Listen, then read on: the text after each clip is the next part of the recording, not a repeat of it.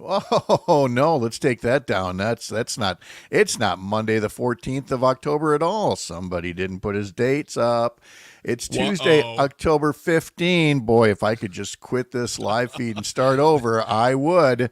Pat There it Kreitler, is. you're such a so and so. Oh my God. There it is. It's Tuesday the 15th. Hope you enjoyed that time travel there, folks. Uh, anyway, this is Up North News Radio. I'm Pat Kreitler. That's Greg Bach. We have a show for you coming up in a matter of moments here on the Civic Media Radio Network on this Tuesday the 15th. And we've got a really great set of guests coming up today. We have Ambassador Miriam Sapiro. She represents a group of national security leaders who have just completed a tour around the country, raising the alarm about the dangers of having Donald Trump back in office. Also, Up North News gets the first word from the Harris-Walz campaign on a new ad featuring Governor Tim Walz outlining their rural agenda with a clear contrast to Trump's record. In our second hour, we are going to talk to Assembly candidate Yee Leng Xiong from Marathon County. And we're going to talk to Mike Stranz and our friend Hans Breitenmoser. Mike Stranz is from the National Farmers Union. And we'll again just be talking about the issues that voters should be aware of between now and November 5th, provided you haven't voted already. And many of you already have. But that just gives you time to hear about these issues and talk to your friends and neighbors before they head out and vote. All that and Chad Holmes, Brittany Merlot, and more. Oh, Dan Hagan from WJFW joins us for today's history lesson as well. It's all coming up in 3.5 minutes. We'll see you soon.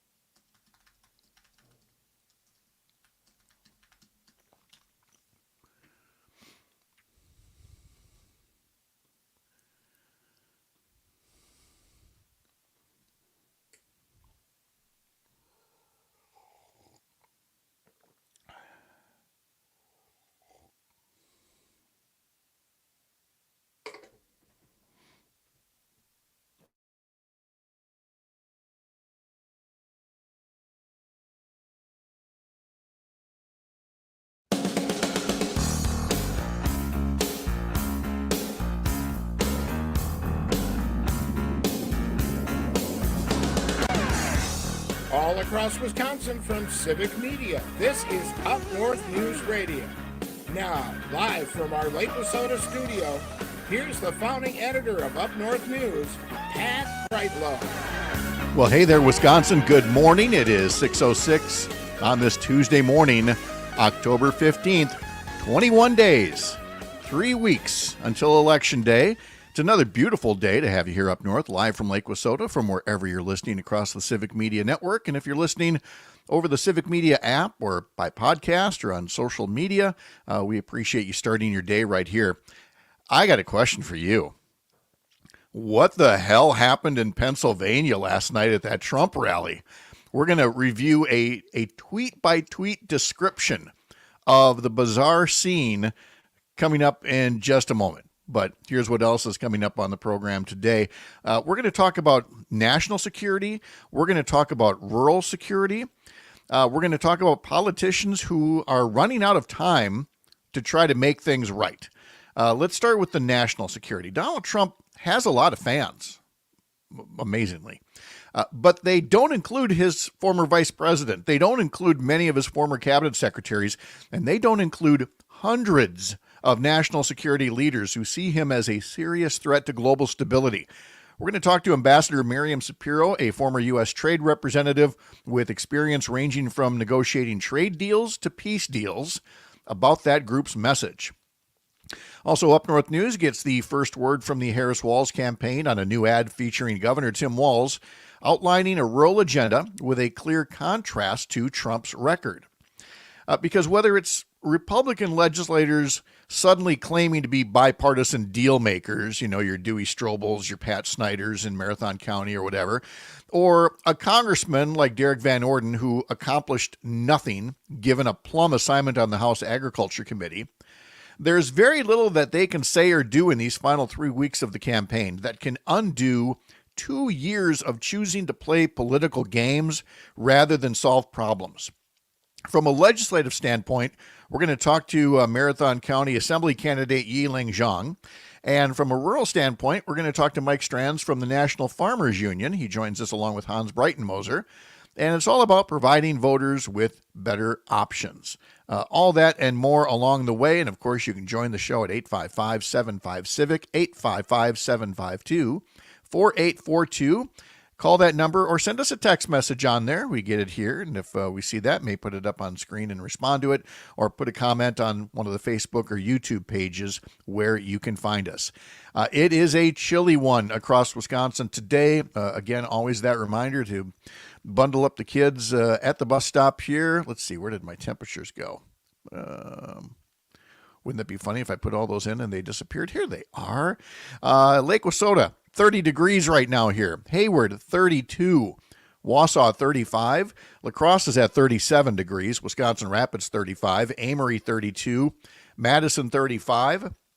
It's 41 at Mitchell Airport in Milwaukee, and it's 36 in downtown Waukesha, where we find one Greg Bach, who has not given up on the Brewers. He's got a Brewers t-shirt on today, or it's laundry day, and you got to go for the stuff you normally wouldn't be wearing. Mr. Bach, good morning.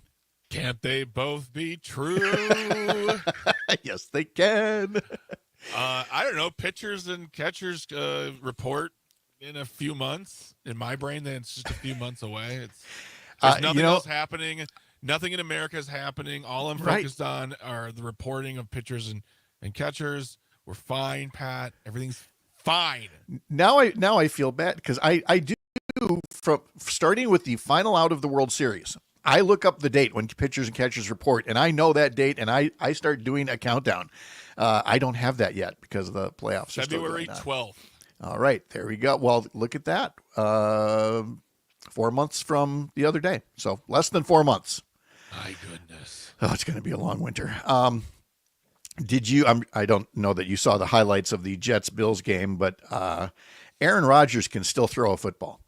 He can still throw a Hail Mary into the end zone to Alan Lazard and have this amazing catch for a touchdown.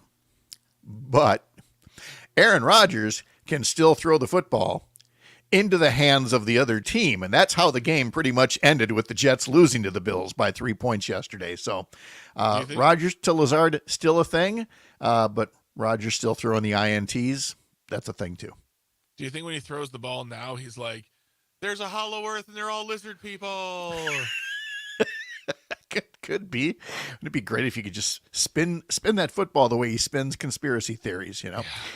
Yeah. And then I am not completely up to speed on the baseball playoffs. So I think the Mets and Dodgers are tied at 1 game apiece in the National League Championship Series, and the Yankees beat the Guardians in Game 1 of the American League Championship Series. So we're really close to having the possibility of an all New York World Series, the Yankees versus the Mets. Yay!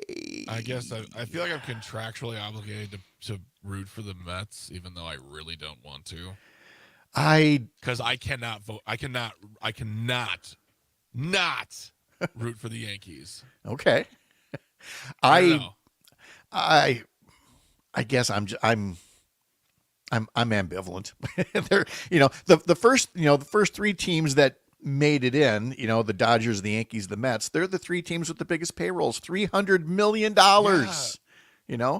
So then you got the Guardians. I mean, so that's kind of where I am, is, Cleveland with Stephen Vogt as the manager. And so I'd love to see that, but I also know, you're going up against Goliath. So, consider the source here as we talk about it. Yeah. All right, that's as close as we're going to get to a full sports update for today. A lot of the other Wisconsin teams will be getting busy later in the week. It is going to be, it's already started out to be, an incredibly busy week around Wisconsin. You had Vice President Tim Walz coming to Eau Claire and Green Bay yesterday. You had Governor Tony Evers and Michigan Governor Gretchen Whitmer beginning a bus tour that included a meetup with Governor Walz in Green Bay yesterday. You had First Lady Jill Biden in the Madison area. Let's see, you had Bernie Sanders in the Milwaukee area. It's just so much going on here. And amidst all of it, the Harris-Walz ticket is putting out some new information on their rural agenda, and it includes a new radio ad targeting rural voters across battleground states, talking about Governor Walz's rural roots and Vice President Harris's vision for the future, drawing a very stark contrast with Donald Trump and Project 2025 and all that it would rain down upon rural America. In the ad, Governor Walz says, in a small town, you don't focus on the politics. You focus on taking care of your neighbors and minding your own damn business. He says that Trump and J.D. Vance, they don't think like us. They're in it for themselves. He talks a bit about the Project 2025 agenda to give Trump the power to do whatever he wants, which includes rip away your health care like he tried last time, raise your taxes, gut Medicare and Social Security. It's an agenda that nobody asked for, Walz says in the ad, which will play on 75 rural radio stations throughout the state, reaching more than 250,000 likely voters who don't live in the major cities and suburbs of Wisconsin. And it's worth noting the Walz people add that some 600,000 predominantly rural Wisconsinites, more than 10% of the state's population, actually live in Minnesota media markets, the Twin Cities and Duluth, and they're familiar with Governor Walz from seeing all the Minnesota news coverage. They know that he has spent 12 years representing a rural district in Congress. He worked to pass 3 farm bills. Derek Van Orden hasn't even done one yet. He expanded veterans' access to crop insurance, to farm education, to job training. He enacted legislation to improve veterans' care. As governor, he helped shepherd through the biggest investment in broadband infrastructure in state history. And you'll be hearing more about the Harris-Walz agenda for rural America and for rural Wisconsin later today and in the coming days. But that all starts with new radio ads on rural stations that UpNorthNews was told about first, and we're happy to pass along the word to you about that. Looking at some of the other headlines going on, we talked to Jody Habush-Sinekin last week as part of her state Senate race. She's running against incumbent Republican Dewey Strobel. in the northern suburbs around Milwaukee. And that race has already now set a record that I once thought I had for the most expensive state Senate campaign back in 2006 when I was running against incumbent Republican Dave Zine. And at that time, it was a little weird to hear that to win that race, I would have to raise $250,000. Well, we did it and won the race. The numbers have only grown since then, like a lot. Keep in mind, a state senator makes $57,408 a year. That is not what this race is adding up to. It's not a $250,000 race anymore. Records show that the candidates, along with outside groups, have already spent more than $2.5 million on this one state Senate race in the 8th Senate District. And it probably won't even determine control necessarily of the Senate, because not all the seats are up for grabs this time around. But it would be a huge victory for Democrats to flip that seat as Democrats push to possibly flip the assembly. And it's all because of fairer maps, which only happened because so many people showed up to vote in an April election for state Supreme Court some time back. And you're going to be asked to do that again next April. There's going to be another state Supreme Court seat that is going to blow away any other existing campaign records, because it will be conservatives' only chance to take back control of the state Supreme Court for at least 3 years afterwards, by the time another progressive justice is up for re-election. So your vote matters. It's very clear. And if you want to learn more about that race in the 8th District, or what is closer to home by you, you should take a look at some voting guides that we have put together for you at Up North News. You can check ours out at upnorthnewswi.com. And for Civic Media, Dan Schaefer has put together a breakdown of all 115 legislative races. You can read about that and much more at the voting guide over at civicmedia.us. When we come back, we're going to play a couple of clips from a Donald Trump rally in Pennsylvania last night. It wasn't really a rally. It just became weird and bizarre, and featured Trump just standing in place for 30 minutes, swaying to the music. Seriously, details next. You're Up North.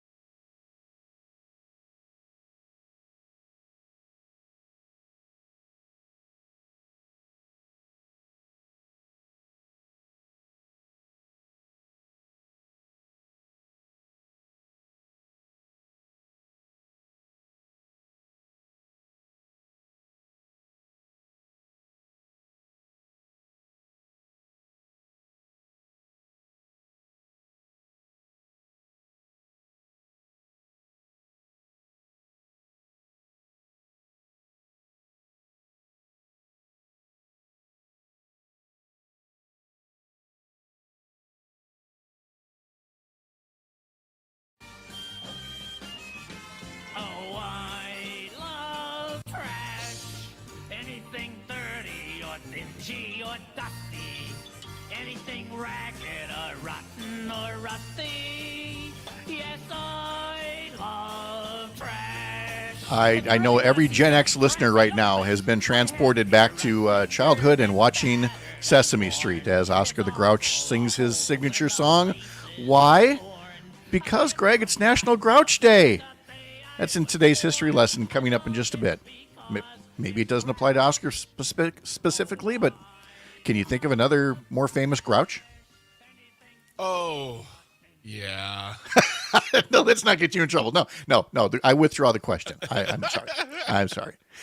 In today's Up North News Daily Newsletter, it's National Cheese Curd Day. That's in our history lesson as well. Some notes about the humble curd. And also from something buried deep within Project 2025, put together by a coalition of right-wing groups, ways that air travel would become much more expensive because of programs that help make sure that places like Eau Claire and Green Bay and Wausau have some kind of passenger air service. You take that away, you're going to increase transportation costs. You're going to increase business costs. Learn more in our newsletter. You can sign up for it over at UpNorthNewsWI.com. Click subscribe up in the top banner of the homepage and become part of our newsletter audience. Badger football plays next at Northwestern this coming Saturday at 11 a.m. You can hear the game on stations including WLAK in Amory, WFHR in Wisconsin Rapids, WRJN in Racine, Kenosha, and WRCE in Richland Center. All right, how do we explain what happened in Pennsylvania last night at this Trump rally? I think the best way to do it is through a tweet-by-tweet description put together. There are some journalists who are still on that dumpster fire we used to call Twitter, and one of them is journalist Aaron Rupar. He puts together the Public Notice newsletter that you could subscribe to. And he follows a lot of these rallies and speeches and things, and then puts up clips and describes things as they go along. And it was just such a bizarre scene in a community called Oaks, Pennsylvania, where the building was clearly very warm. And there were some medical emergencies as people, took ill from the high heat in the building.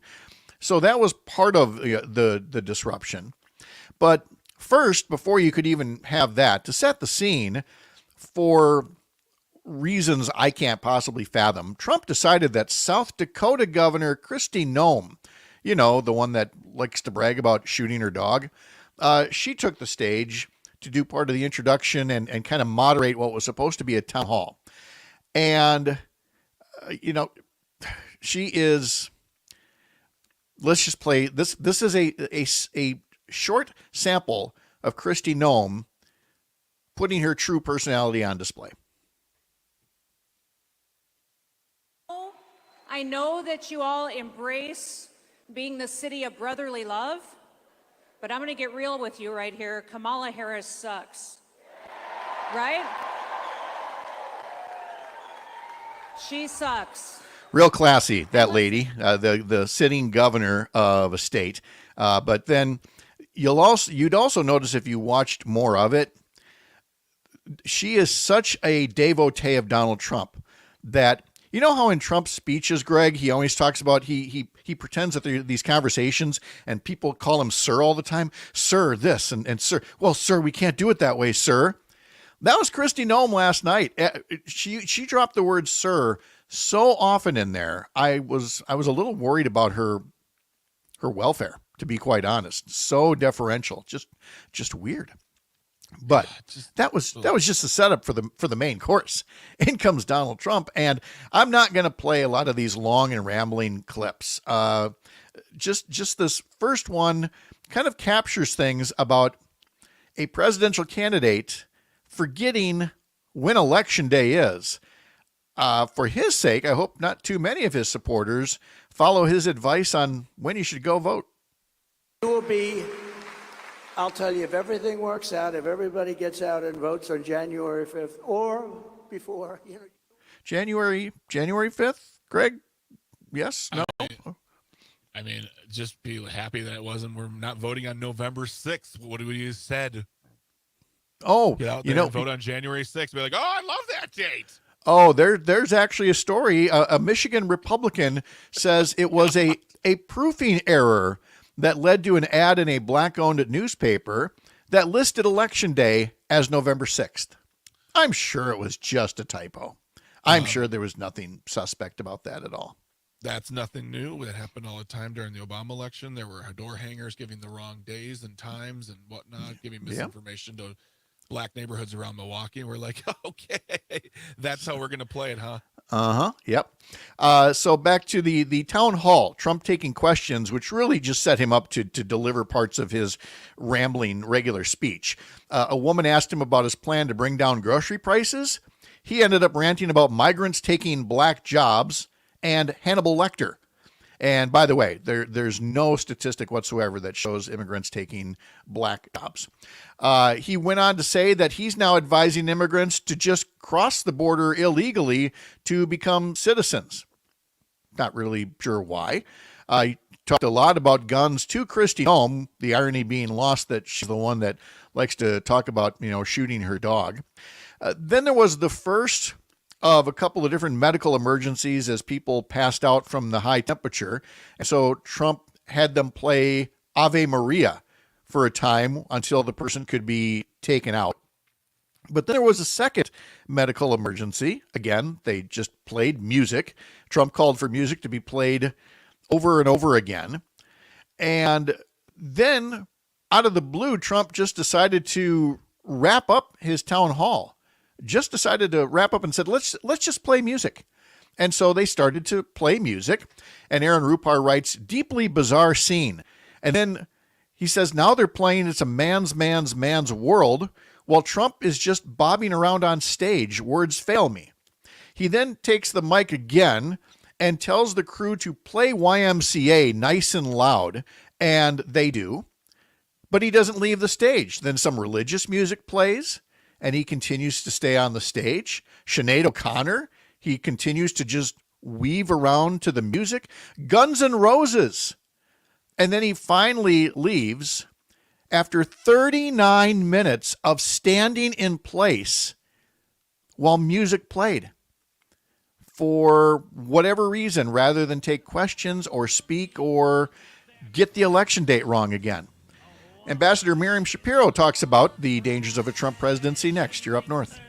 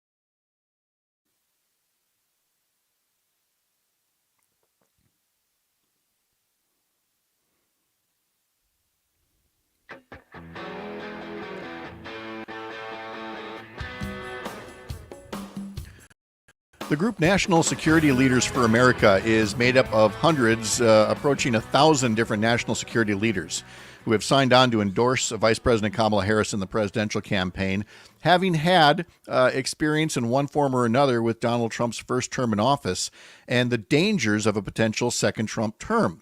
Ambassador Miriam Sapiro was part of that bus tour. We talked to her a couple of days ago about her extensive experience and how it informs her opinion on supporting Harris over Trump. I started by asking her, you don't have to do this bus tour. You don't have to speak out like this. Why are you doing it?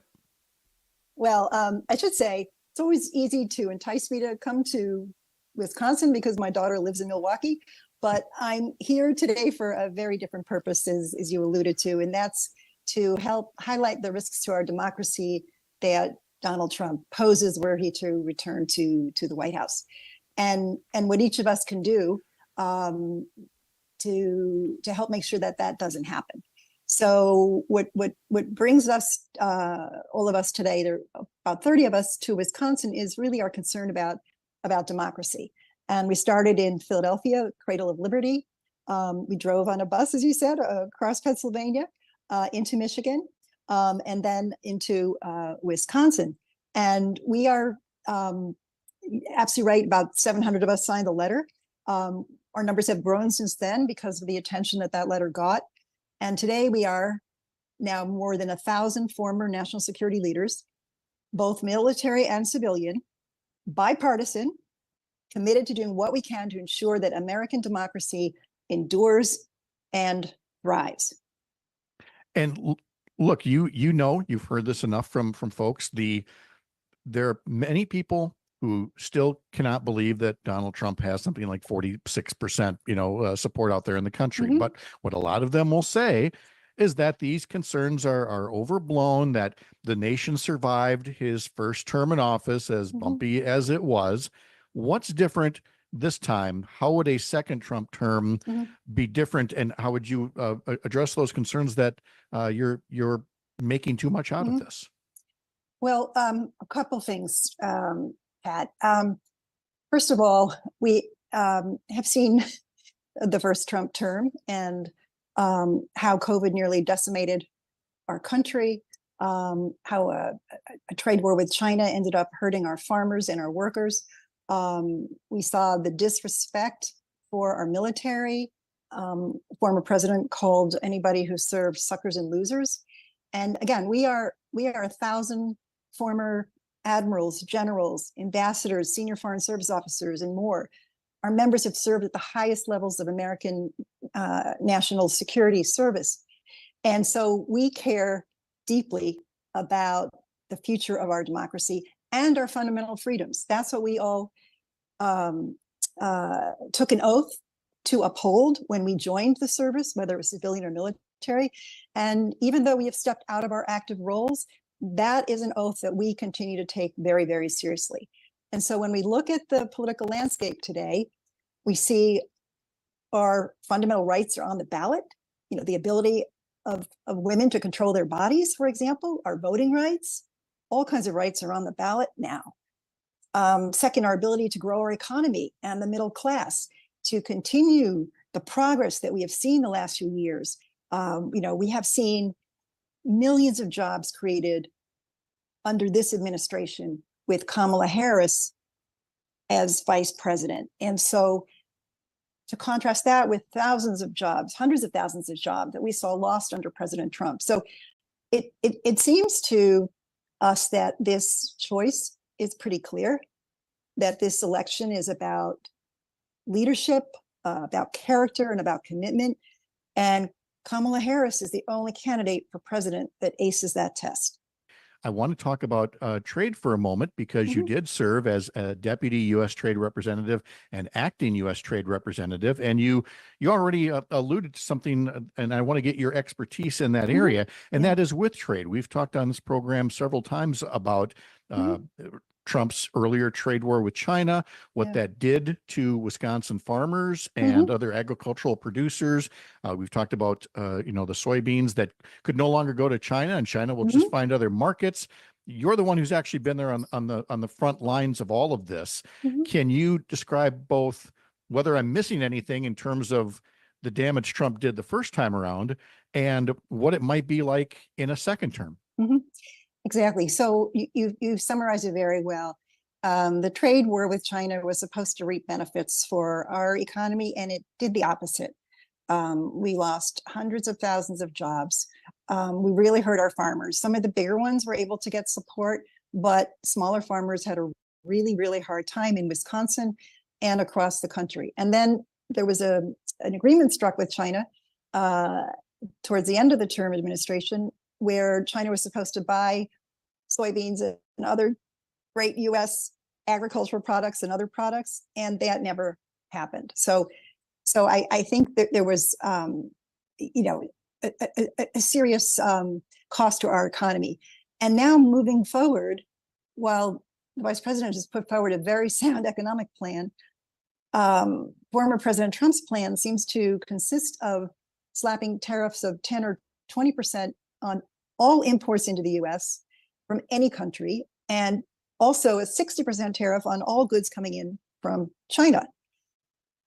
The vice president's been very clear that this idea means imposing a new tax on America's working families that they simply cannot afford.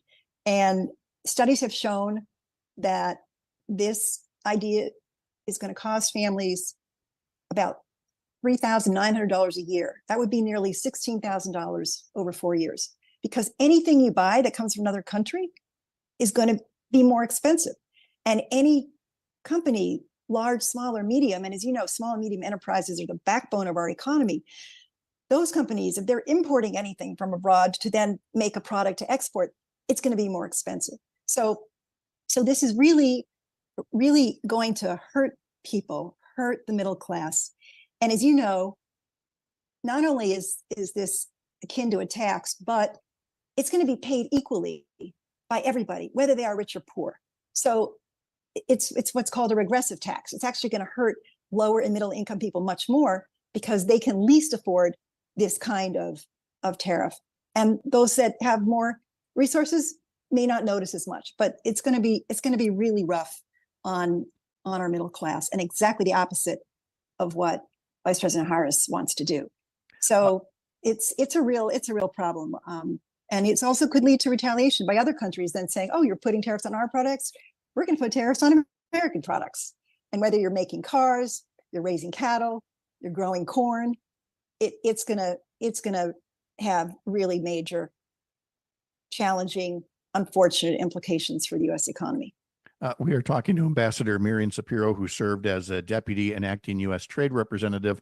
She's also served in the State Department with the Secretary of State's policy planning staff. Working at the State Department, you helped negotiate the Dayton Peace Accords that ended the war in Bosnia. So when you hear what Donald Trump's idea is of a so-called peace plan for Ukraine, based in your real world experience and what the vice president would do, again, forgive the framing of a second Trump term, but what does that look like? That's a great question, Pat. And I think, again, the differences there are really clear. And it was General Stanley McChrystal who wrote in the New York Times when he endorsed the vice president that this election really is about character, and character is the ultimate measure of leadership. So when you look at the situation with Russia and Ukraine, we have a vice president that has helped build the coalition of more than 50 US partners to stand with Ukraine as it tries to defend its sovereignty against unprovoked Russian aggression. And to the many voters in Wisconsin, in other states of Central and East European heritage, they know and appreciate all that she has done and knows that she stands for freedom, for the freedom of Ukraine, and against Putin's intentions to take over large parts of that country. And they also realize that what's critical here is supporting Ukraine so that it can defend its sovereignty. Because if Russia would be allowed to win this war it started, they fear, and rightly so, that Poland and the Baltic republics, Lithuania, Estonia, Latvia, as well as Finland and Sweden, would be next on Putin's hit list. And you contrast that with what we're hearing and seeing from the other side, and it appears that former President Trump's idea of a deal would be on Russia's terms rather than Ukraine's. And the news that came out this week with him shipping COVID tests for the personal use of Vladimir Putin during the COVID pandemic that was raging in this country, when doctors and nurses and patients didn't have access to tests or to other kinds of critical medical support, and he was shipping things to Moscow. It just makes no sense. And Moscow, by the way, confirmed that this happened. So it's it's not just reporting in Bob Woodward's new book, but it's actually been confirmed. So this is a very difficult situation. It's also been reported that former President Trump had possibly 7 calls with Putin. And in one case, he asked his aide to leave the room so they could speak privately. And this is someone who is out of office, who has no role in foreign policy other than to do something that could be potentially destabilizing. I want to close with a personal question about the best case scenario going forward, now that we've dwelt on some of the really bad scenarios.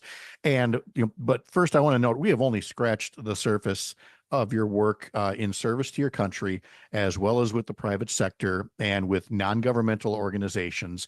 So again, from your wide breadth of experience, in a Harris administration, we might not find ourselves like in a Trump administration, jumping from crisis to crisis to crisis. If things work out the way you'd like them to, what would you like to be doing when you're not having to worry about what your president is saying and doing every day of the week? Well, I'm doing all I can right now to support our democracy.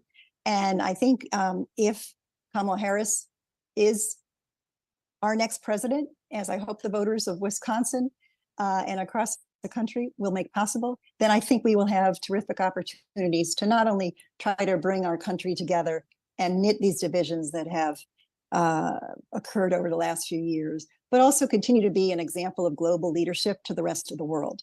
That's a critical role that we have played and that has been restored under the current administration. And going forward, I think the rest of the world would like us, at least the people that I talk to, and my colleagues with me on this trip also talk to many, many people.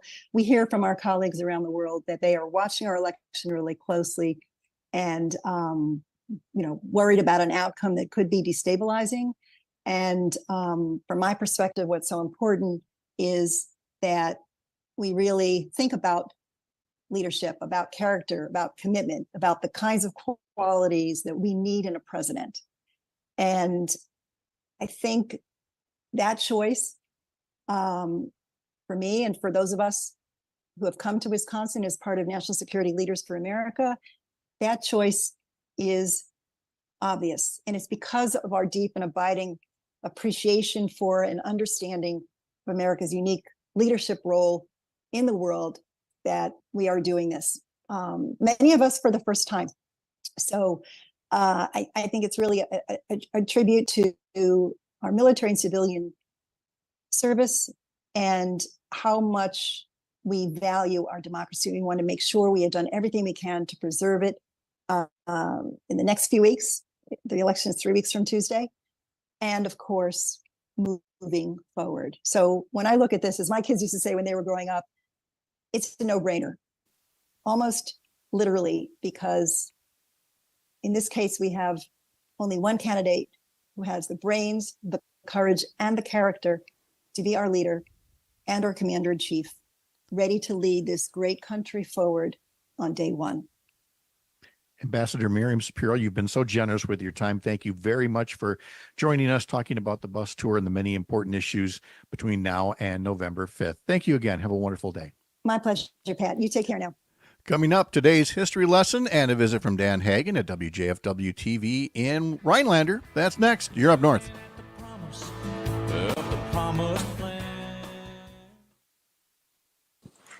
And there's Mr. Hagen now. How are you? I'm doing great. How are you, Pat? Good. What's happening out there? I go to bed just looking forward to coffee in the morning. It's maybe a problem, but it makes me happy. No, we all have to anticipate something, I guess. So, what you been working on out there?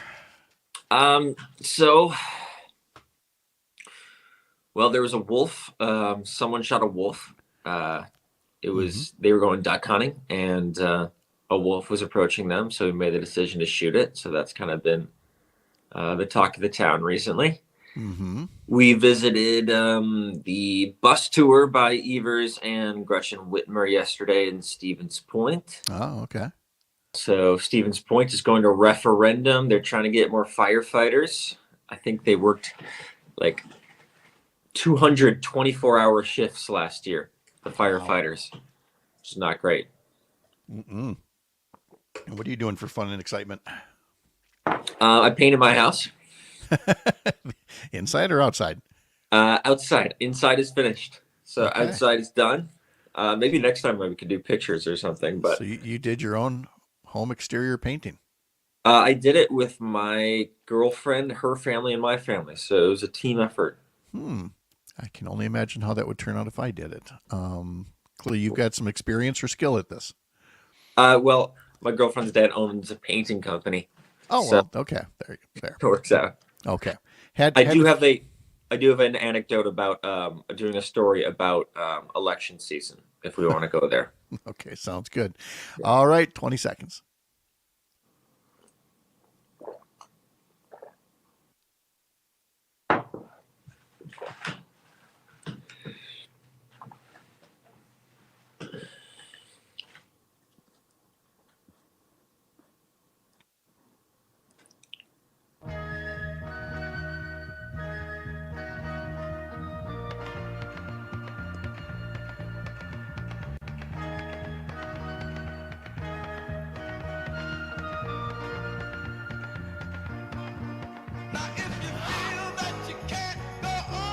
We could just, play Four Tops tunes all morning and have a much better show. But apparently I'm contractually obligated to continue to yap at you. But I will tell you that the Four Tops had the number one song this day in 1966 with Reach Out and I'll Be There.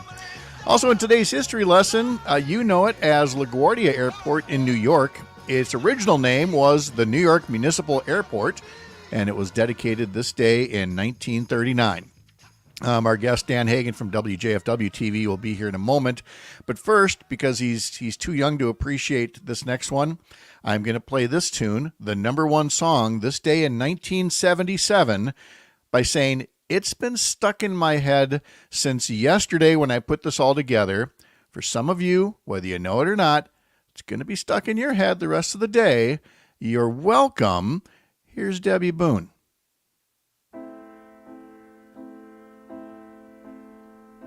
So many nights I'd sit by my window. Now, Dan Hagan, Greg Bach, you may not believe me. I promise you, there are some of us Gen Xers out there that are hearing this right now going, no! Because you know what? It is going to stick. Trust me. I've been there for the past 24 hours or so. Dan Hagan, good morning. How are you? Good morning. I've never heard this song. I don't know if that breaks your heart, Pat. You are a lucky, lucky man. Greg, you're kind of in the in-between zone here. Debbie Boone, you light up my life? Oh, I'm a young Gen Xer. I remember this song from. You've heard these wonderful songs throughout the years, but they're all here on one compilation. The original songs from the original artists. Yep. Debbie Boone, you light up my life because having Pat Boone's father means you're gonna work, kid. Without a doubt.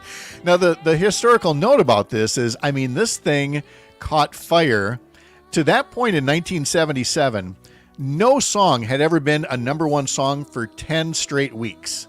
And it was. And some have broken the record since then, but that was just how popular it was. I don't know if it was just something lovey-dovey in the midst of all the disco or what, but there you go.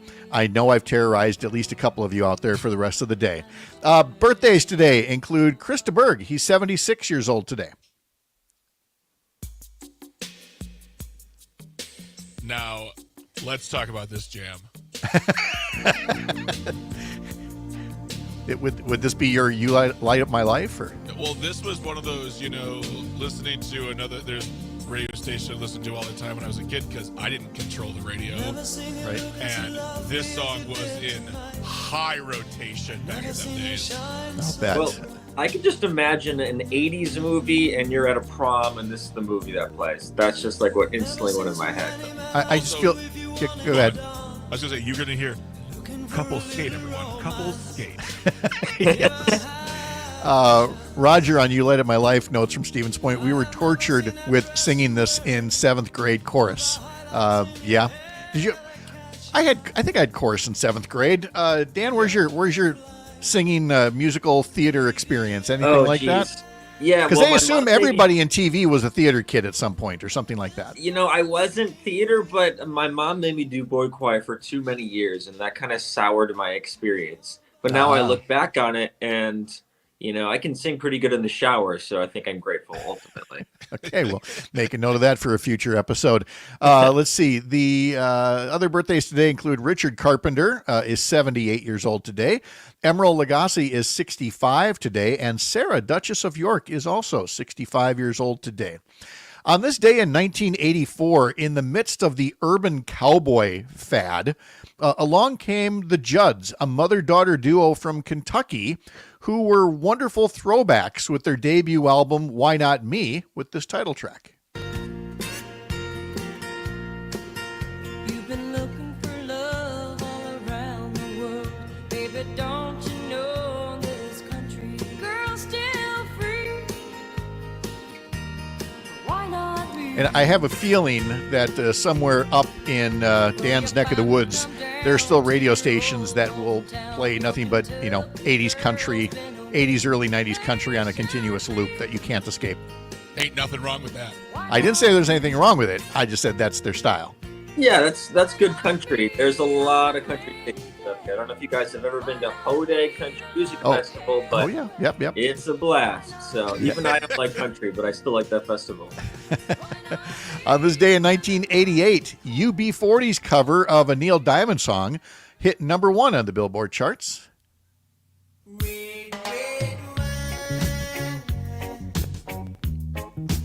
I know this one. Oh, yeah. Another fixture of 80s radio. Yep. On this day in 2008, the Dow Jones Industrial Average had one of their biggest drops in history, dropping 733 points. I add to bookend this that yesterday the Dow set another record high. That's all we're saying about the Biden administration. Ain't done nothing but set new records on Wall Street. This is Global Hand Washing Day. This is I Love Lucy Day. It premiered this day in 1951. This is Pharmacy Technician Day. We've already mentioned this is National Cheese Curd Day and National Lemon Bar Day and National Grouch Day. Dan, you're giving me the impression from what you said earlier, Grouch Day is celebrated every day by you before you get that first cup of coffee. That's exactly right, Pat. Those like really kitschy, mugs that say "Don't talk to me before my coffee." Yep. Yeah, I think that was kind of based on my life. So get that first cup for sure. What's your work hours there? What time do you normally show up at the TV station? So I usually get there around 10, which is kind of nice. Like I do 10 to 6:30 about. I do the 4, 5, and 6 o'clock newscasts. Oh, by that time you're so fully caffeinated, and you're a pleasure. I am you're ready to go. Joy to see on TV. I do some exercising in the morning and I try to get after it. So and yet you joined us at this early hour, apparently with just enough caffeine to be wonderfully pleasant. Thank you so much, Dan Hagan. We'll talk to you next week. Sounds good. See you guys. There's Dan from WJFW TV News Watch 12. Got a very busy second hour ahead for Up North News Radio on the Civic Media Radio Network. There we go. All right, Dan, thank you so much. Fun as usual. See you, Pat and Greg. All right. See ya. Bye.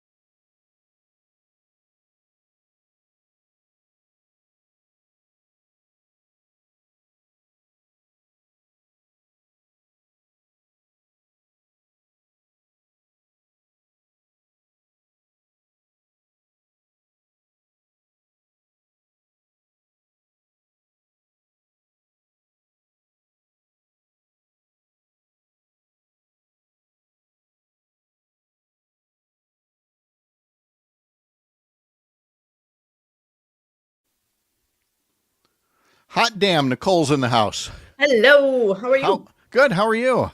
Good. We had a wonderful visit from Coach Walz in Green Bay yesterday. That's great. Yeah, it was fantastic. All right. Let's bring Yee in here. Yee, are you with us this morning?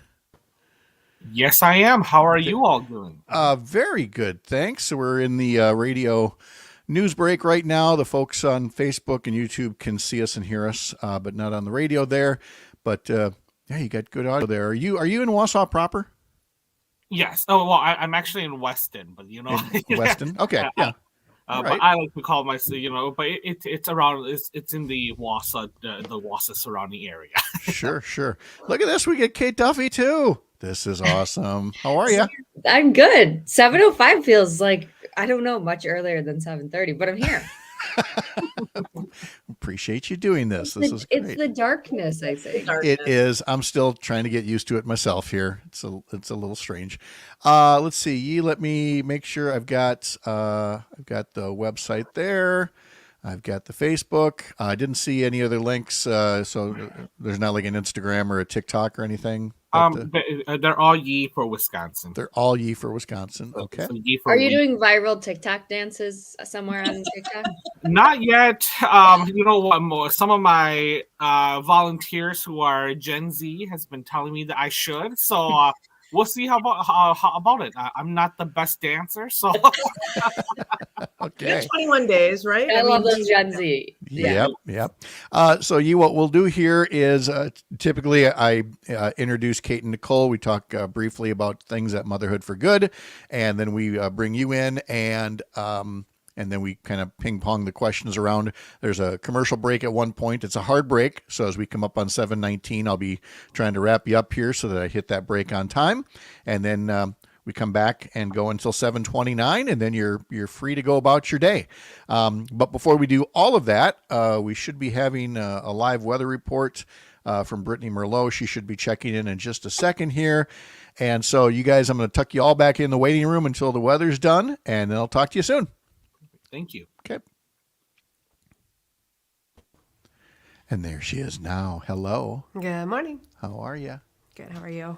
We definitely weren't talking about you while you were gone. No, no. My ears were ringing, actually. No joke. Let's see. Rob, you got two things here. Don't worry. Anyone who speaks poorly of you, Brittany, I will destroy. Yay, thank you. You're welcome. Okay, so this one. Okay, good. Okay, we're all set here. Here we go.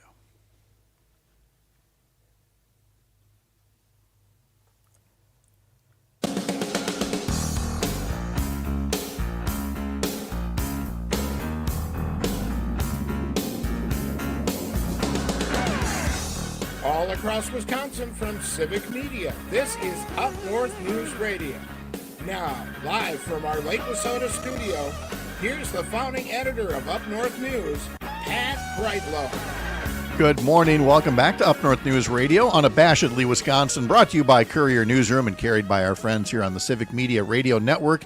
It is 7:06. Nice to have you along. 3 weeks to go till Election Day. Just 21 days left on this Tuesday morning, October 15th. And coming up in just a matter of moments, we will be talking to Yee Leng Xiong, a candidate for Assembly in the Marathon County area, and we'll learn more about that very competitive race, competitive now, thanks to fairer maps. So that's coming up in just a bit.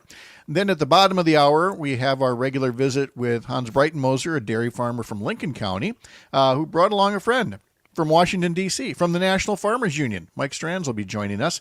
And I think the theme you're going to catch in both of these upcoming segments is whether it's Republicans in the legislature suddenly talking as if they've been all bipartisan all this time, or Derek Van Orden talking about being on the Ag Committee.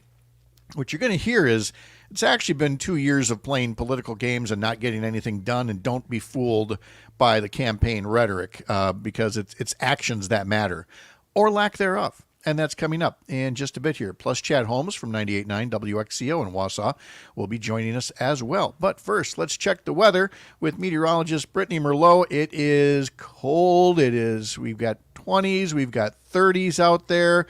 The seasons haven't changed. Mr. Bach has a question for Ms. Brittany. No question. I just wanted to make a small weather report from when I was coming in this morning. There was a smidge of hail.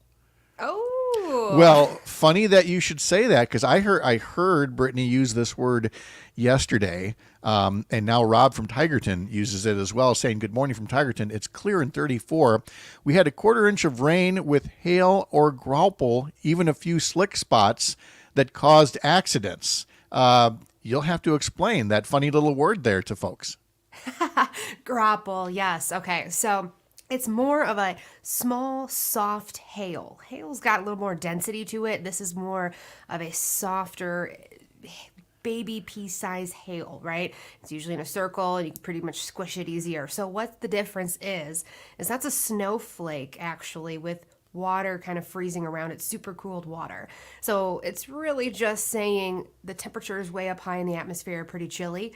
So that cloud up there is just going to create those graupels instead of, let's say, hail, right? You get a crazy big severe storm where those tops are soaring way up there into the atmosphere, right? So that's going to create a hail core, which is bigger and harder and more dense versus this grapple. The stuff we learn here. Well, I have to say this then. The more you know.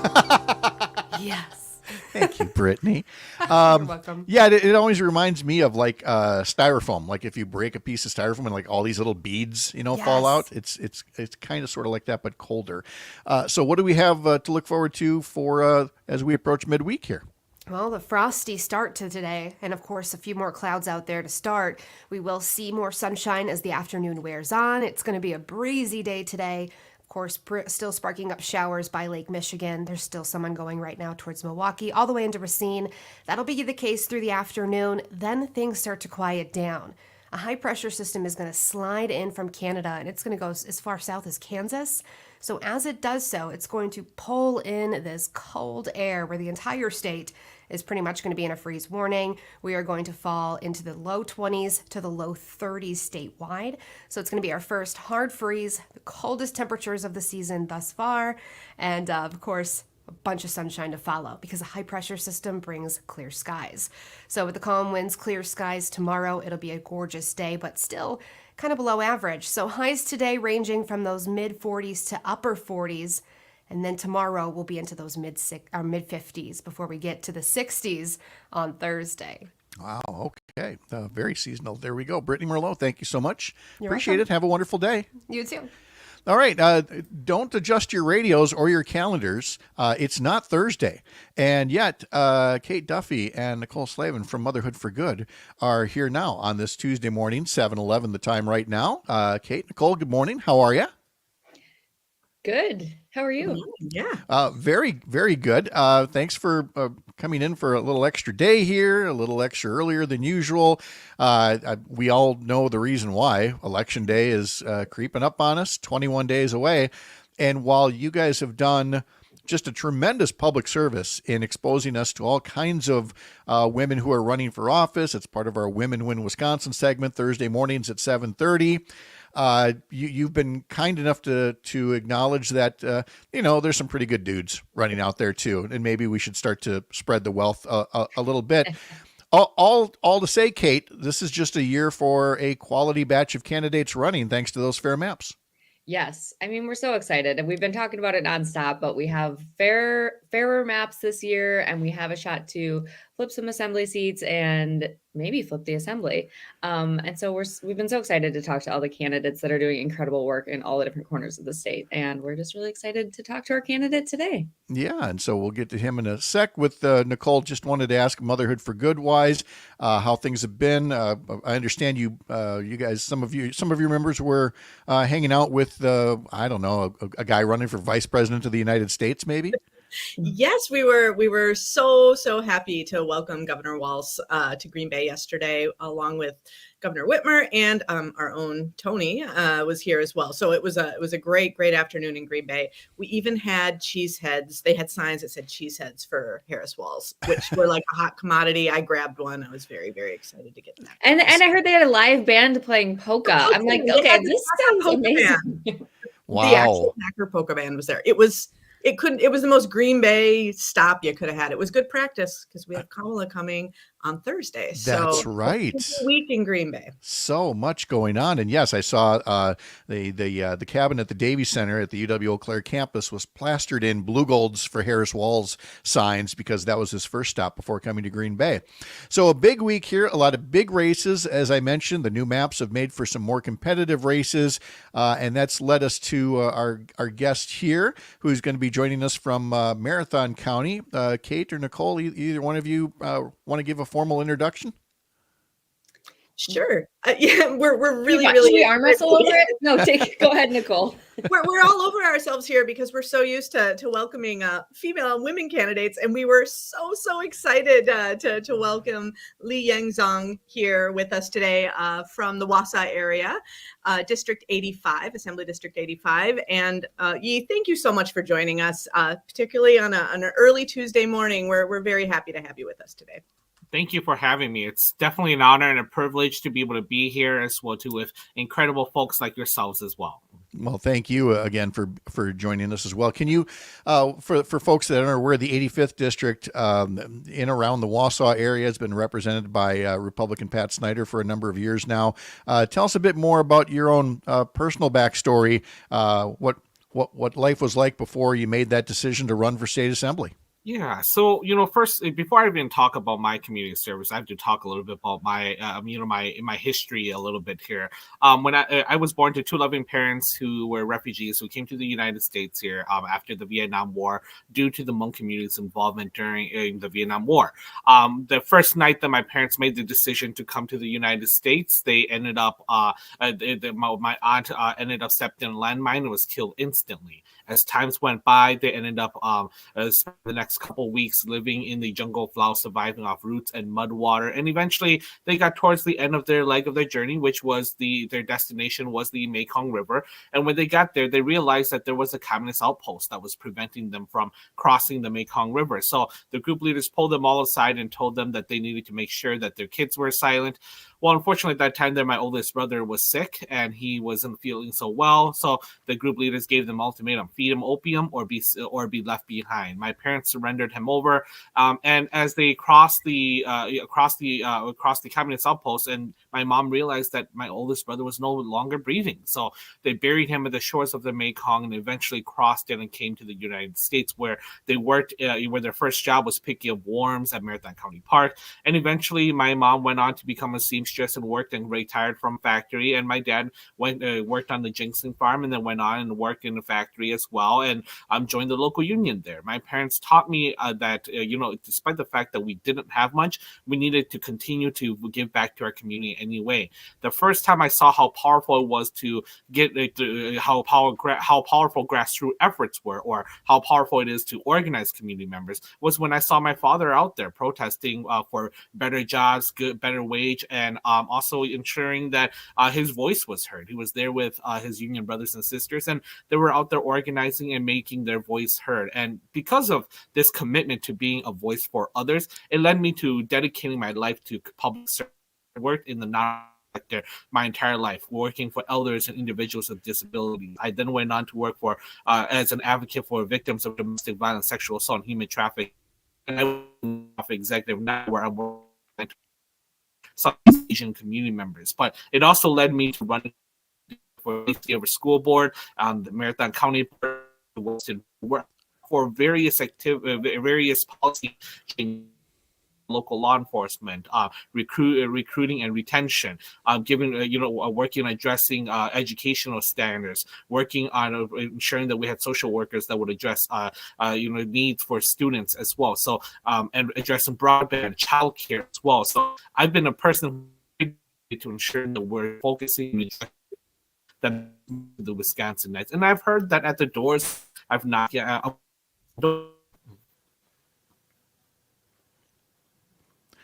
Yeah, I'm going to stop you right there just because we're having a bit of a connection issue. But I will say prior to some of the glitches in there, and I think Kate and Nicole would probably agree with me, I'm just going to rewind those last 4 minutes, and every time I see somebody with a mass deportation sign or anything about that, I think that story just needs to be played back in terms of This is what America is. This is what the land has always been. People who take a chance with great dangers in their home countries to come build a better life here. I don't know what there was, Kate and Nicole, in recruiting candidates, but whatever led to Yee here in Marathon County, pretty good on them. Yeah, Yee, we haven't met yet, but people keep asking me who I'm talking to. They're like, have you talked to Yee yet? You have to talk to Yee. He's amazing. And obviously, just hearing a little bit of your story, it's incredible. And maybe we can find another time to chat before the election because we'd love to hear more about it. Well, hang on there. We'll get through this commercial break. We'll see if we've because we had a good connection there for like the first 4 minutes. We'll see how things look after that.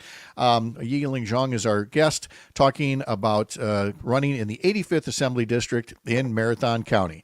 We'll also then have guests Hans Breitenmoser and Mike Stranz from the National Farmers Union coming up as well. But first, wherever you're listening across Wisconsin, this is Up North News Radio, live from Lake Wissota on the Civic Media Radio Network.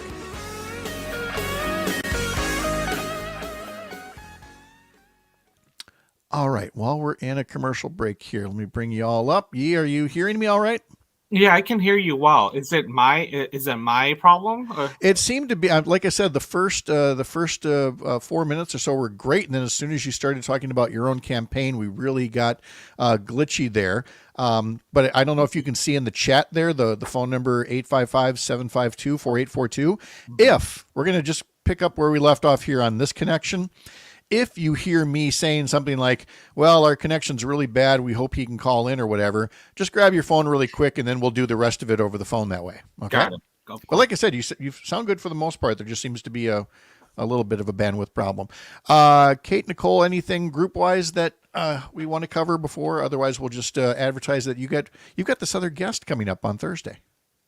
Now, which, by the way, I didn't see any follow-up in the email. One or both of you, or Danielle, or anybody else who's in the taping tomorrow morning at 8 a.m. Let me confirm that. Okay. I thought it was you and Danielle, but if you need me on, I certainly can, Kate. Just let me know. Okay. I'm so glad we're back after break. I thought we were like done, and I'm like, wait, we just started talking. Sorry, I guess I should read the documents a little. No, don't worry about it. It's a different thing in this different half hour format. Yeah. Okay. Yep. Okay. Yeah, your story is very, very impactful and makes me be even more appreciative of my my life and living here, and that was very, very impactful. Yeah. Yeah. I appreciate it. My parents are very strong people, and every day when we're having conversations and talking, they're saying that you're able to do what you're able to do today because you're in the land of opportunities, but you need to live it up on behalf of your aunts and your older brother. But here's the really sad part. Well, hold that thought. We're going to come back in 10 seconds here.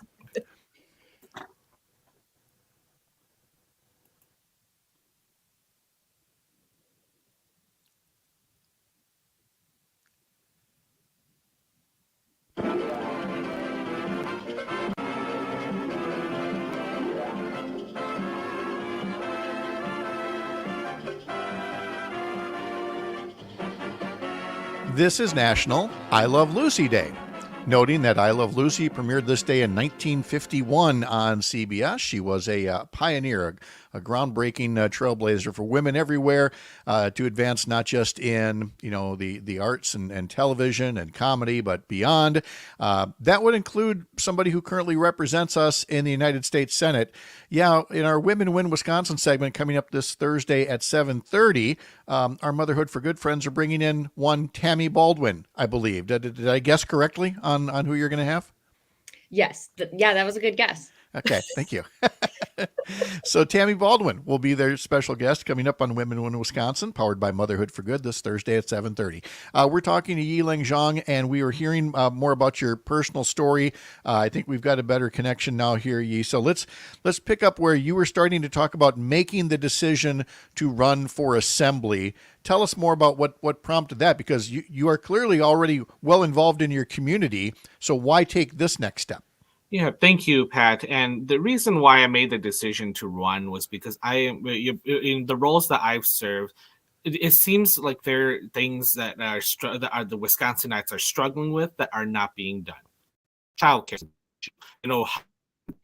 funding for our public schools, to keep our communities safe, and also, protecting women's reproductive rights. I made the decision to run because I'm a person that's very impatient.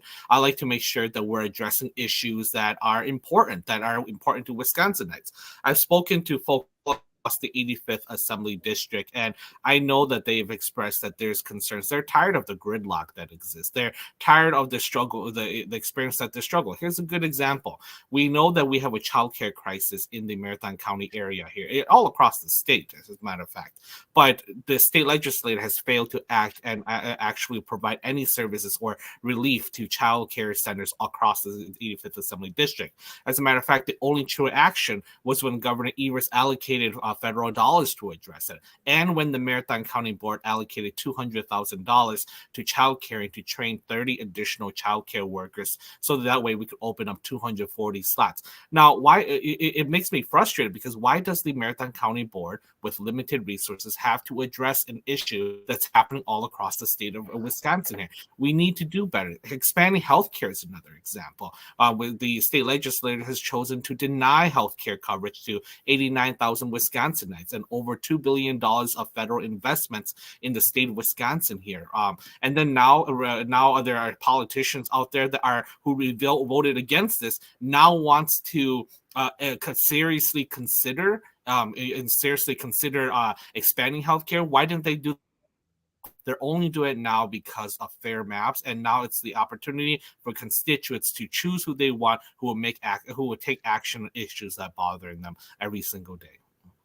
Yeah, I love that. And I actually wrote down what you said, because I think this is very relatable to many moms in our community. I made the decision to run because I'm a person that's very impatient. Yes, we can very much relate to that, and very much appreciate you stepping into that and making a difference. And you just talked about, childcare and funding for public schools and so many things that are really should be nonpartisan, right? And are important to so many people around the state. And I know a little bit earlier you were talking about ginseng there. And I think when your parents worked, and I'm curious, are there any, that's probably big in that area. Are there any other things unique to your district that you're hearing a lot about that we maybe don't talk about as much statewide, but are really important to the people in that area?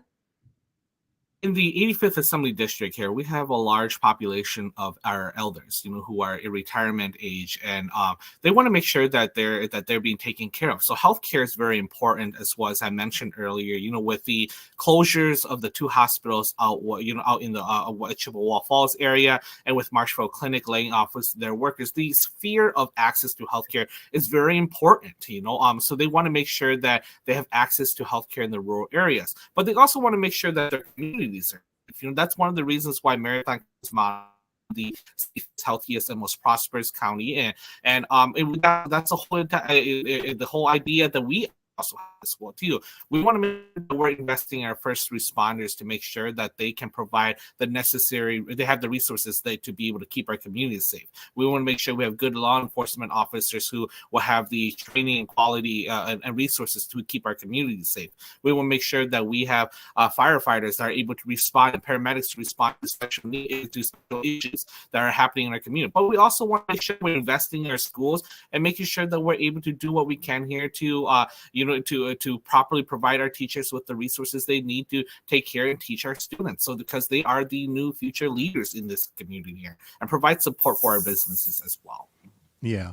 And it is worth noting, again, that there's well over 100 school referendums. There are local governments that need referendums just to maintain or help out with, emergency services and things. Nicole, any other final point you'd like to run past Yee before we wrap things up here? No, I think for me, it's just more a matter of kudos to you for being a person who stood up and took action at a time when someone had to. And I think we all see that, right? Where it's who's going to be the person to say, hey, we can do better. So kudos to you. It's been absolutely energizing to watch your campaign just from afar on social media. And just to echo what Kate said of just we hear about you from so many people, and it's an honor to have you on today. Thank you. Yeah, I was just looking at some of the comments here. Alicia Saunders is running up in Northeast Wisconsin and says Yee has been putting in the work and doing amazing things. And I have to tell you, knowing as a candidate, that people talk. And they can't always see what you're doing, but other people do, and then they talk to other people. And there is perhaps no higher compliment in my experience than when you ask about a race and somebody says, oh yeah, they're putting in the work. Meaning they're knocking on the doors. They're not sloughing off when it's time to make fundraising phone calls. That work ethic doesn't seem to be something new to you, Yee. It sounds like you've got some good genes for that. It's my parents who taught me how to be, how to be a hardworking American. So I give them a lot of kudos. Yeah, without a doubt. And again, there are plenty of platforms where you can learn more, including Yee. That's YEEFORWI, Yee for Wisconsin. Also, Yee for Wisconsin, on the other social platforms, it's YEEFORWI, Yee for Wisconsin, on all of those as well. Yee, thank you very much for being part of things today. Kate, Nicole, obviously we're going to be talking to Tammy Baldwin Thursday at 7:30. We're talking to Christian Phelps right before that at 7:05 on Thursday. So thanks for joining us for such an early edition here. I got a feeling we'll be getting one or two more bonus visits in. There's so many people to talk to yet. Yeah, there's lots going on. And check us out on Instagram right now. We're in the middle of our 25 days of action. So we're putting out stuff every day, fun, creative things where people can get engaged and help out with the local races, federal races. Just get involved and do something. These are all days of action from here. Yes, that's true. All right. Thanks again to all of you for being here today. Appreciate it so much. We are going to talk to Hans Breitenmoser and Mike Stranz from the National Farmers Union next. There we go. All right. We got it. We got through it. All right, Yee. Thank you again so much. Kate, Nicole, thanks for the bonus episode. We'll talk to you tomorrow morning at 8 if you're in for the taping. Sounds good. All right. See y'all later. Bye now. Thanks, Yee.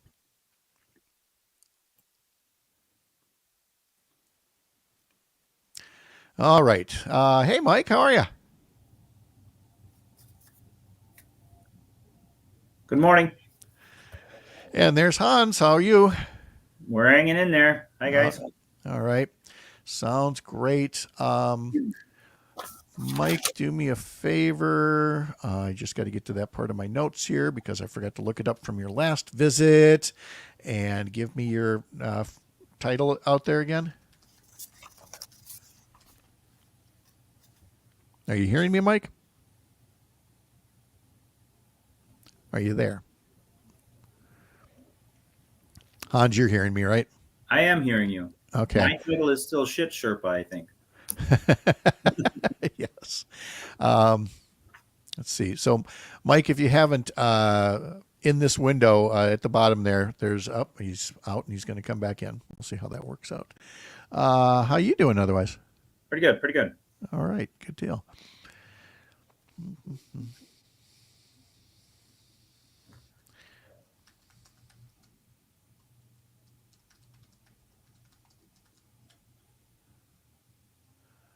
Vice President of Advocacy. That was it.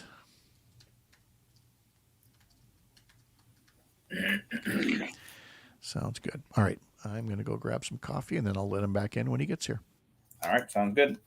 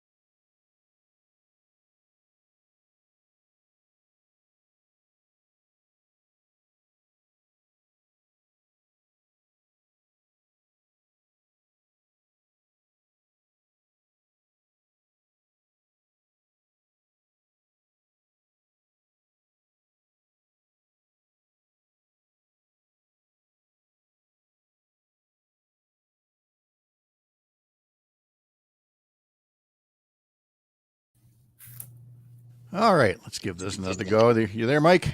How about now? Yep. There you go. All right. Morning, Mike. Morning. Morning, Hans. Morning, Pat. Yeah, nice to have you here. Okay, let's see. Vice President for Advocacy, right? That's right. All right. We got you there. And yeah, this is going to be, I think this is going to be pretty easy. But anything new or any points you want to make sure we're making during this upcoming segment, Mike? Sure. We're hoping for a farm bill by the end of the year. That's kind of going on behind the scenes. And then some of our priorities for whatever the next administration ought to do. Good. Perfect. All right. Working would probably be a good one if we could get that. That'd be a fine start. Yeah. Okay. All right. We will get going in 60 seconds here. Sounds good.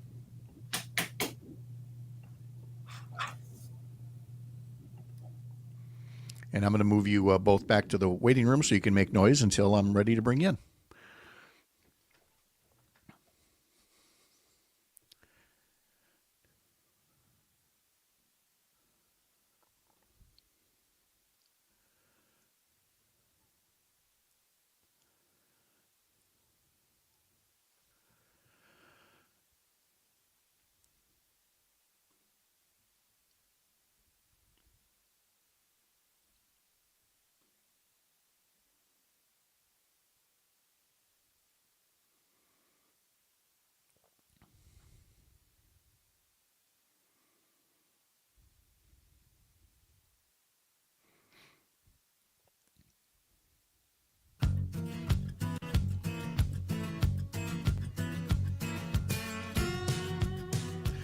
Remember, you can stay up to date on all of our unabashedly Wisconsin news through our daily newsletter. Just head to UpNorthNewsWI.com.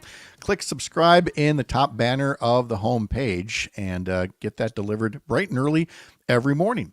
There is a big Senate debate coming up this Friday, and Civic Media will be broadcasting the Senate debate between Senator Tammy Baldwin and Republican challenger Eric Hovde this coming Friday. Coverage will begin at 6:50. And the Civic Media news and political teams will have previews, then the debate at 7 p.m., then analysis afterwards, all part of the debate that's being presented by the Wisconsin Broadcasters Association Foundation. So again, tune in starting at 6:50 Friday evening for that U.S. Senate debate. We mentioned earlier off the top that the Harris-Walz ticket is releasing new information later today on their rural agenda and the ways that they want to build on the many ways that the Biden administration has been investing in rural America. That includes a new series of radio ads that feature Governor Tim Walz talking about his own particular upbringing and the investments, again, that he feels ought to be made in rural Wisconsin, well, frankly, in rural America. It's going to air on dozens of stations all across Wisconsin and reach all kinds of folks who are already familiar with Tim Walz from his time as governor of a neighboring state. So there will be plenty of exposure to people like Governor Walz who would actually like to get something done for rural America. These past 2 years should have featured a farm bill. It's still being punted down the road. There could have been other things done for rural Wisconsin. And again, a group of House Republicans consumed by gridlock and political games has been getting in the way. So here to talk to us now about what we could be doing with a more productive Congress is the Vice President for Advocacy for the National Farmers Union, Mike Stranz, and of course our friend Hans Breitenmoser, a dairy farmer from up in Lincoln County. Mike and Hans, good morning. Good morning. Nice to have you along, Hans. We always appreciate you taking a break from all the regular chores and duties. How are things up there in your neck of the woods?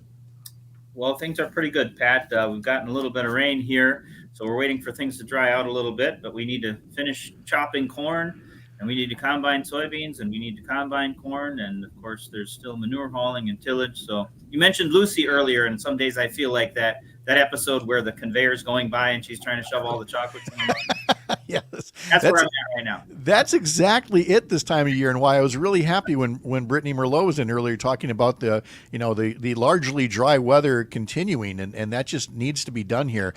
Hans, can you imagine talking about Governor Walz and keeping in mind that he spent 6 terms, 12 years representing a rural district in southern Minnesota. He got 3 farm bills passed during that time, expanded veterans' access to crop insurance and farm education and job training, improved health care, invested in broadband infrastructure. Can you imagine having a congressional representative like that for northern Wisconsin rather than southern Minnesota? Yeah, it's hard to believe that, yes, it's possible to get things done in Washington if the right people are around the table. It is possible. Yes, they are. And instead, in western and southwestern Wisconsin and parts of central Wisconsin, we've got Derek Van Orden, who was given a plum assignment on the House Agriculture Committee. But we're still awaiting action on any kind of a farm bill, and that's where we turn to Mike Stranz, again, VP of Advocacy for the National Farmers Union. Mike, what's the latest? Are we going to see a farm bill that's already a year overdue, or are we going to see more punting? What's it sound like out there? Yeah, hopefully we'll be more like the Packers offense this weekend and not do any punting or very little. Yes. When it comes to the farm bill. But boy, the farm bill is now in a state of it's expired right now. So as of September 30th, we're operating without a farm bill. That doesn't really affect any major pieces of the policy puzzle until early next year, but we can do a whole different discussion about what happens when the farm bill is expired. But what is happening right now behind the scenes in Washington, even with members of Congress out back in their districts doing the last push for campaigning, is some negotiations with staff from the agriculture committees, trying to get to some sort of bipartisan agreement to move forward on a farm bill. I think they've made that agreement to move forward on one, but what's in it is the question. And the House Agriculture Committee back in May passed a version of their bill through the committee. The Senate has released some frameworks and have had some discussion drafts out there. Hopefully they'll come to some sort of agreement to move a bill forward after the election, during the lame duck, before the end of this year. And again, for folks who aren't familiar, a farm bill is about so much more than farming itself. It deals with markets, but crop insurance and conservation programs and nutrition programs all across the country. This is a big deal. And the lack of one also it means maybe nobody suffers in the short term, but it also means you can't make any improvements. And there are a lot of things that could be improved, in a farm bill in the future. Now, look, we've known for 2 years now, the House being controlled by Republicans, the Senate being controlled by Democrats, that any farm bill would need to be bipartisan. There'd have to be some back and forth. We know the Senate Democratic bill and the House Republican bill, they're different. But I guess what I still don't understand, Mike, is, okay, fine. That's your opening in any negotiations. You have an opening. Now that we've done our opening, let's sit down and hammer it out and get this all done. And again, that's the only way anything's going to happen. Have there been particular obstructionists that are keeping that negotiation and deal making from happening? I think what happens, you're absolutely right about there's costs to this delay and inaction, and it might not come specifically on a policy, but there's two things that start happening in a farm bill lapse like this. There's the opportunity cost. We could be doing something more useful and building a stronger farm bill in the current climate to get ready for the future, the next 5 years. And by having this drag on for a year and a half, almost 2 years, really hurts on the opportunity cost side. Secondly, the political cost is big too. When this drags out, it pulls apart the Farm Bill coalition. And that's happened a number of times in recent farm bill cycles. The more we wait, the more intransigent all the sides become, the bigger the problem gets. And I think what might be the strongest negotiating point right now for many players in the farm bill discussion is that it doesn't pay to wait.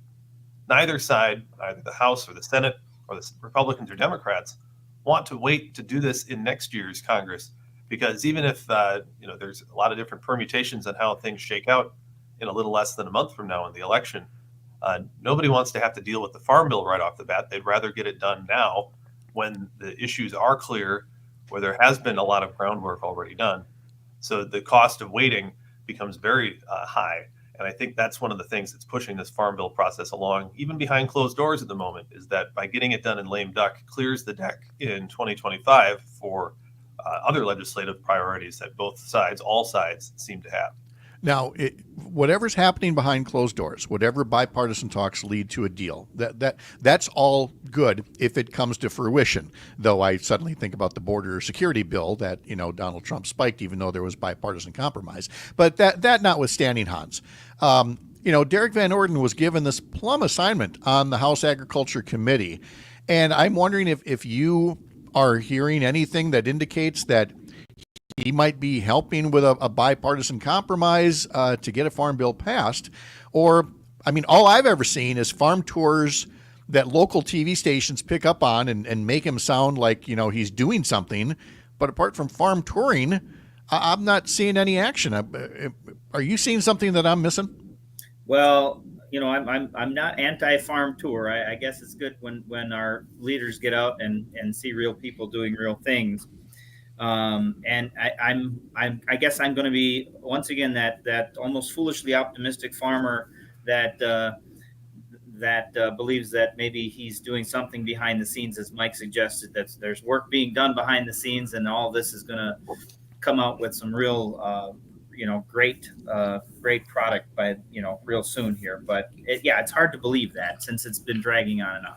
Well, yeah, exactly. And especially somebody like Van Orden, who has spent so much more time just picking fights on social media and, just giving all of the right-wing talking points, except in his political ads, which suddenly, try to make him look extremely bipartisan. Mike, as we look ahead then, and we look at the potential for a Donald Trump victory and Republicans taking the House and the Senate, and the things that are in Project 2025 maybe coming up for a vote and coming to fruition. We talked in the last hour to Ambassador Miriam Sapiro, a former U.S. trade representative, about what Project 2025's tariffs would do for trade to Wisconsin farmers. Looking ahead that way as you do, I want to start with, kind of not the worst case, but a bad case scenario, and then where we could go, depending on how things go in November.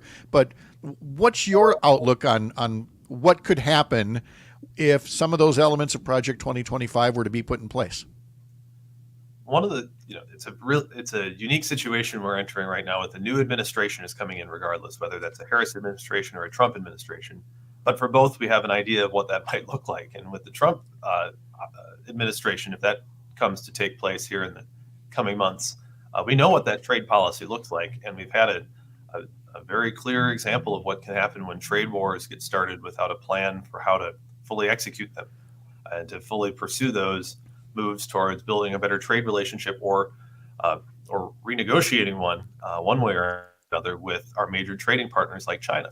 And the crush of problems that came up in 2018 and 2019 as a result of the tariffs with China, and how the U.S. took a unilateral go-it-alone approach to dealing with our largest trading partner like that. The reverberations are still felt in agriculture today.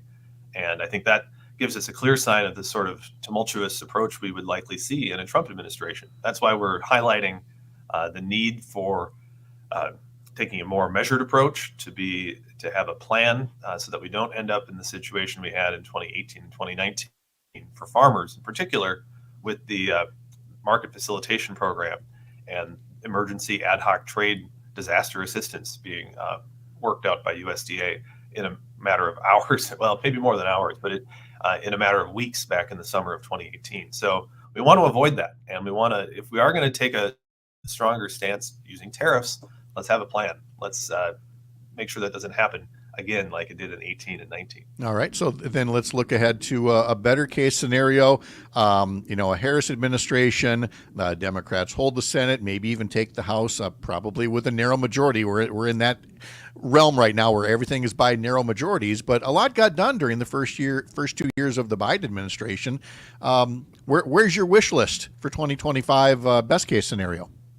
Sure. In a just a couple last week, the Biden White House hosted an event, Farmers and Ranchers in Action event at the White House, and brought in farmers and ranchers from across the country, leaders in agricultural organizations to talk about some of those investments in rural America. We saw a lot of progress over the last several years, particularly in 2021 and 2022 with the passage of the Inflation Reduction Act, the bipartisan infrastructure bill, the CHIPS and Science Act, the American Rescue Plan. A lot of these major pieces of legislation churned billions of dollars into rural America, into infrastructure.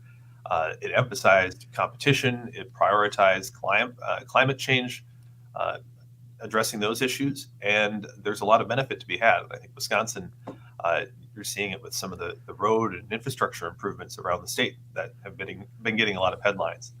The White House brought folks in to talk about that, and I think those steps forward are a great spot to build on for the next administration, whoever it may be. We need to make sure we've got more emphasis on competition in the marketplace. The Biden administration has done more than most any other administration since Teddy Roosevelt to bring about more competition in ag markets. We got to keep that momentum going. We want to make sure climate change remains a priority, so let's emphasize that. We need to bring back some better trade policy when it comes to labeling for meat. The Biden administration made some steps towards making the voluntary labels real and verifiable. We need to make that mandatory. So let's build on those successes and get things done in the next administration. And getting things done is going to be a lot of work no matter what next year. We're no longer operating in the shadow of a pandemic, which helped some of these measures pass during the Biden administration. There's definitely going to have to be some deal making to overcome a 60 vote threshold in the Senate. But we all know Mike Stranz is going to follow that as VP of Advocacy for the National Farmers Union.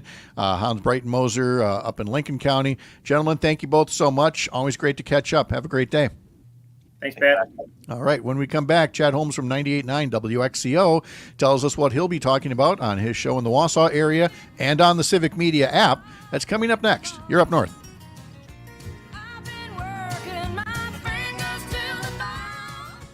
And there we go. We are clear. Thank you, guys. Appreciate it so much.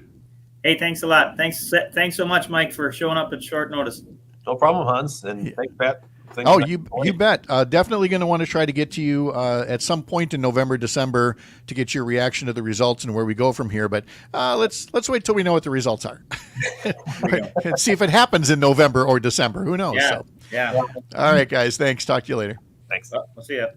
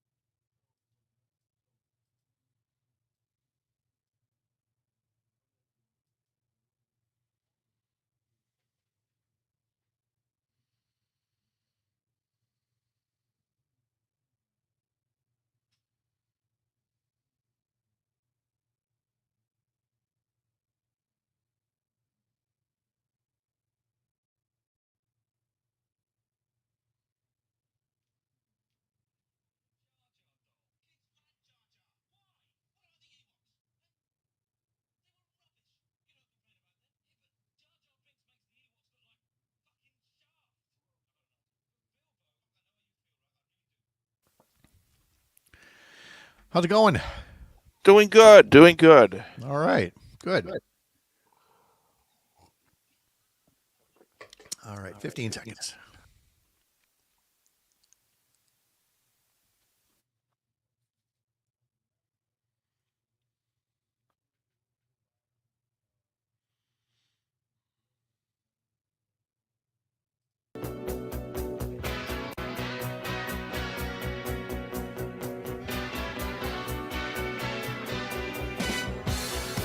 So at the top of the show, Up North News was first to report on a new series of radio ads being run by the Harris-Walz campaign on dozens of stations across rural Wisconsin to talk about what the Harris-Walz plan is going to do to invest in rural Wisconsin, in rural America.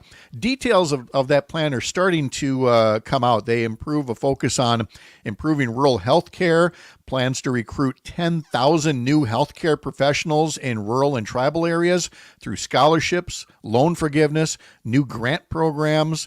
The plan was detailed to the Associated Press by a senior campaign official and marks an effort by the Democratic campaign to, again, say there's no part of the Harris-Walz campaign that is taking rural America for granted, nor should they. The Biden administration has perhaps the most solid record ever on investments in rural America, an area that didn't vote for Joe Biden, but that Joe Biden, served nonetheless.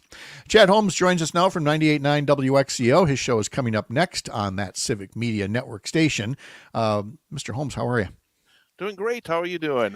Very good. Had a wonderful discussion there with Yee Leng Xiong. Like I said before, I just want to rewind those first 3-4 minutes where he talked about his family's struggle to get to this country, and just make any anti-migrant person listen to that. And my question to them would be, would you be willing to do that for America, to get to America? Or are you happy just to sit on your butt, and criticize the people who want to come to America and work? The Wausau area and the Eau Claire area have been just masterful examples of how immigration can work and should work, and is now leading to hopefully a new generation of leaders and legislators. Absolutely. And again, and I think when you're talking to him about doing the work, he is so active in what he has been able to accomplish at such a young age. I think people may not realize just how young he is. I don't know if he's hit 30 yet, and he's been on the DC Everest School Board. Of course, he's been a leader with the Hmong American Center here in the Wausau area. He has done so much, and it's in an era, and again, I don't mean to paint with a broad brush, but I think there's just so many folks that are in office that just want to be in office, fill in a seat, look at their own personal bottom line. And you have this person who's come to this, country and is trying to actually, lift people as opposed to keep people down. There's just too many of the types that try to keep people down. I think he is just a great example of the kind of leadership that not just this area needs, but the state and the country need. And I think he would be a wonderful addition into the state legislature, and who knows what the future would bring as well. Yeah, again, that's an example of what this country needs. Compare that to a headline in yesterday's New York Times. In rural Wisconsin, race is an undercurrent of the presidential election, and an earlier New York Times story about how Eau Claire welcomed new refugees, and then all the angry billboards went up.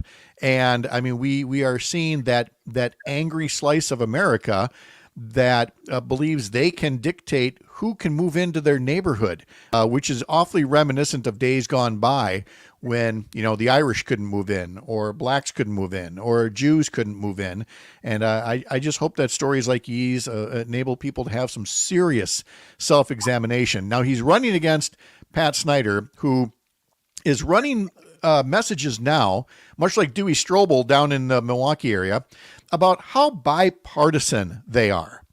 Well, Chad, we know that some bills do pass on bipartisan votes. They're not the big ones. They're kind of these smaller things. But on a scale of 1 to 10, where would you put Pat Snyder on the list of bipartisanship constantly being a 10 and nothing but political games and inaction being a 1?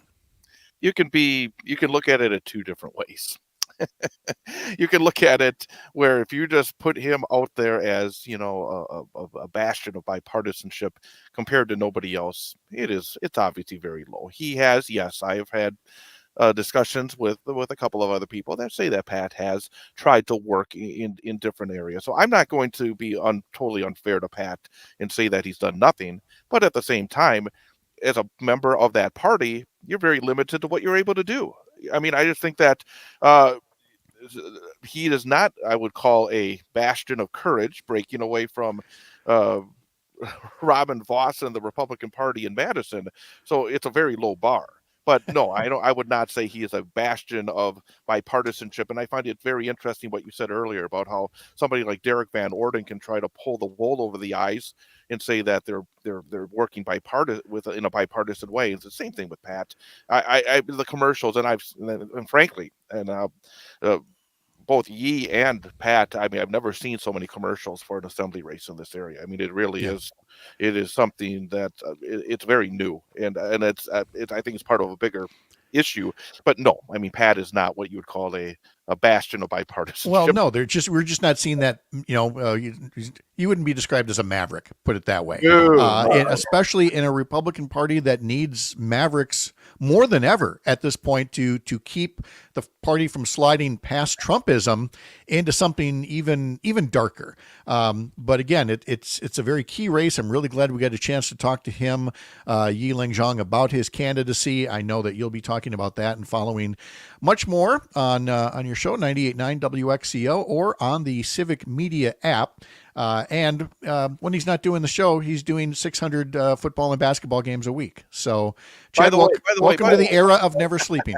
By the way, I got Yee on today too. I was really thrilled to hear that you had him on today as well. The man's doing a media blitz right on par with Kamala Harris. And the 7th District, Kyle Kilborn will be on with me as well. So got a couple great candidates. So stick around if you're tuned in on the app.